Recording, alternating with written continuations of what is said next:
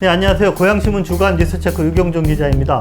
네, 매주 월요일 발행되는 고양신문 중에서 독자 여러분들에게 꼭 소개해드리고 싶은 뉴스를 골라서 소개해드리는 시간입니다. 지난주 첫 번째 뉴스를 저희가 보내드렸는데요.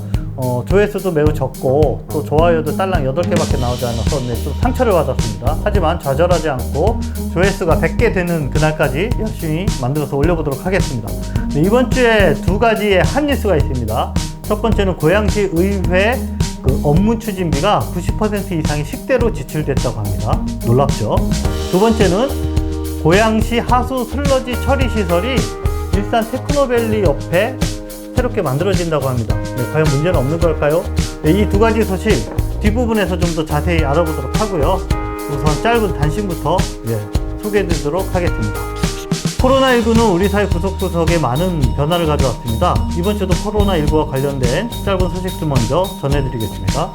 고양시 이동도서관이 비대면 책 대출 서비스를 성공적으로 실험했다고 합니다. 고양시 이동도서관 홈페이지에 신청을 하면 다음날 집 앞으로 책을 배달해주는 서비스인데요. 독자들의 호응이 매우 좋다고 합니다. 그래서 지금 고양시 이동도서관 측은 이 서비스를 상시적으로 할 것인지 검토 중이라고 하네요. 네, 두 번째 소식은 코로나19 사회적 거리두기가 장기화되면서 집 근처에 있는 근린공원의 가치와 매력이 새롭게 발견되고 있다는 소식입니다. 근린공원은 외지인과 섞일 일이 없기 때문에 상대적으로 안전한 공간이죠. 그리고 우리 고양시, 특히 일산은 전국에서 가장 공원이 잘 조성된 그런 도시 중에 하나입니다.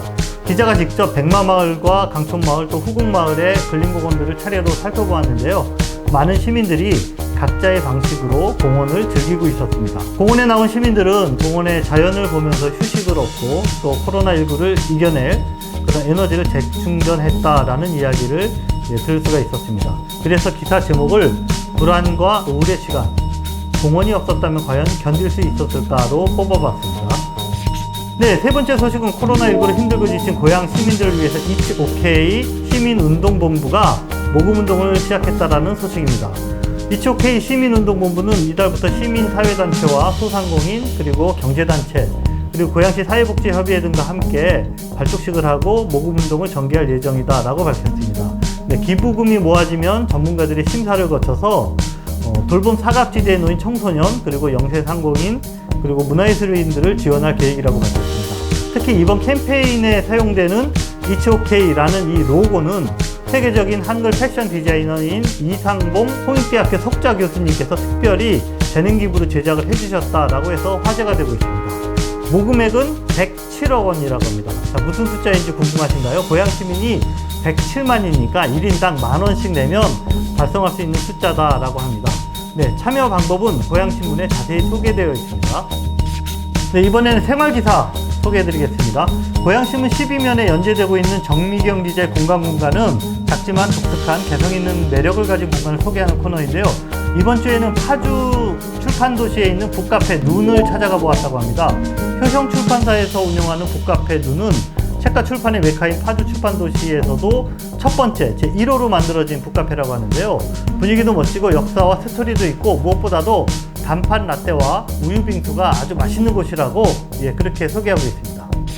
네, 그 옆에 있는 맛집 기사는 고양시 맛집을 소개하는 그런 코너입니다.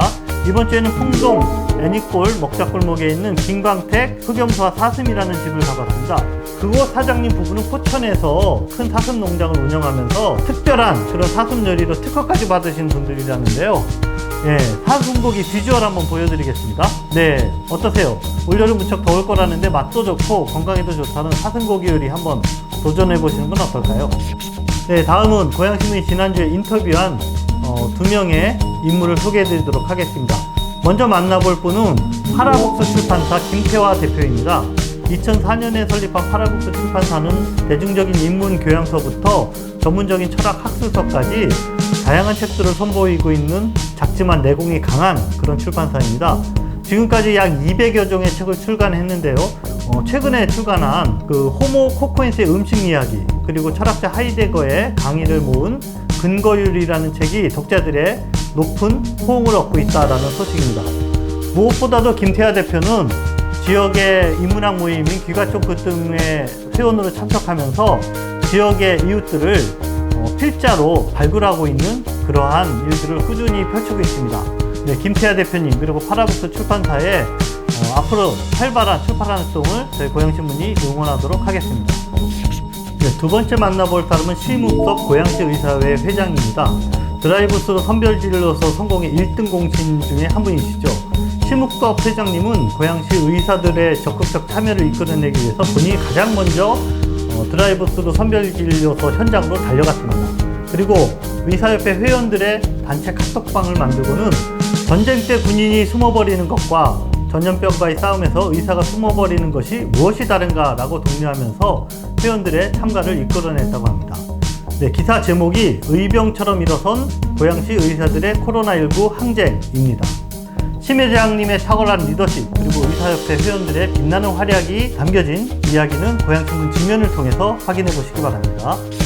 자, 이제 앞에서 예고해드린 이번 주 한 뉴스 두 건을 조금 자세히 소개해드리도록 하겠습니다. 네, 첫 번째 뉴스는 고양시의회 의장단의 업무 추진비 내역이 공개됐습니다. 네, 과연 어디에 쓰였을까요?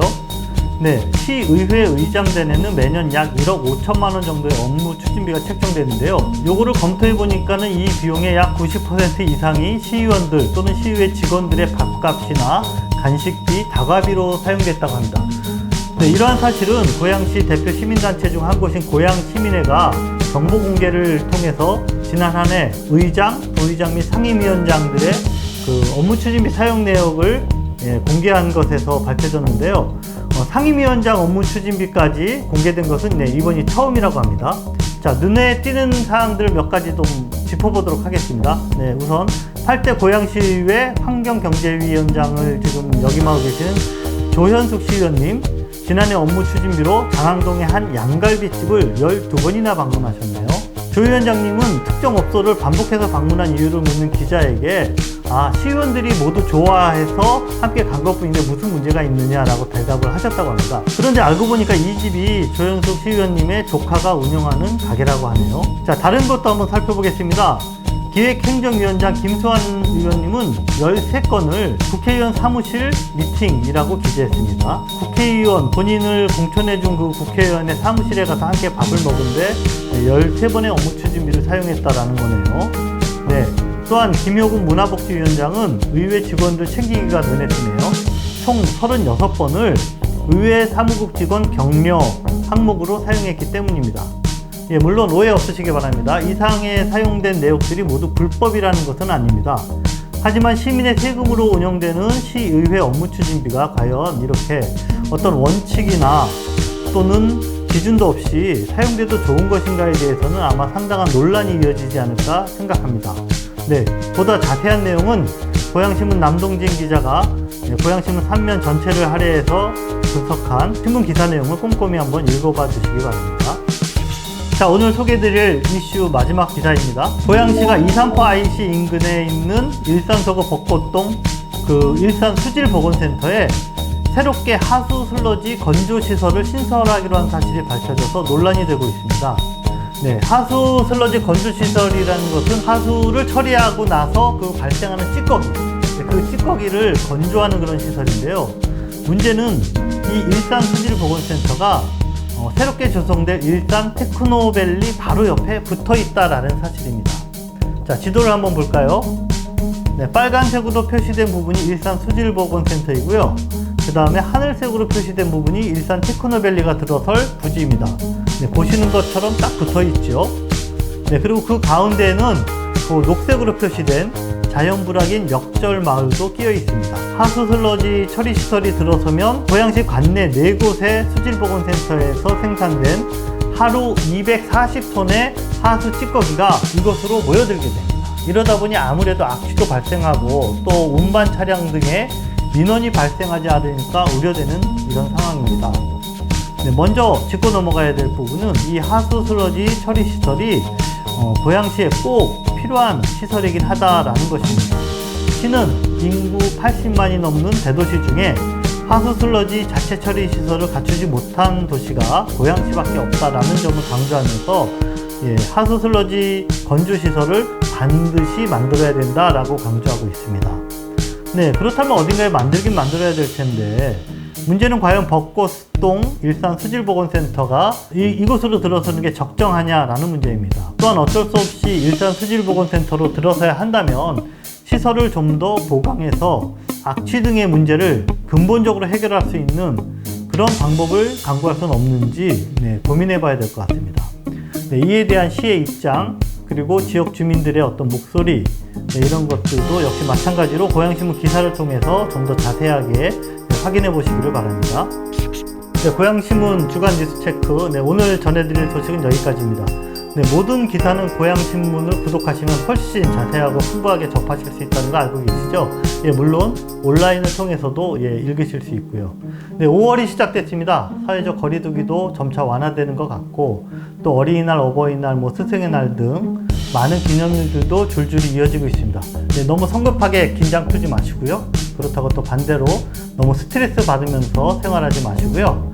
심심할 때는 고양신문을 읽으시면서 마음의 평정을 유지하시기 바랍니다. 다음 주에 뵙겠습니다.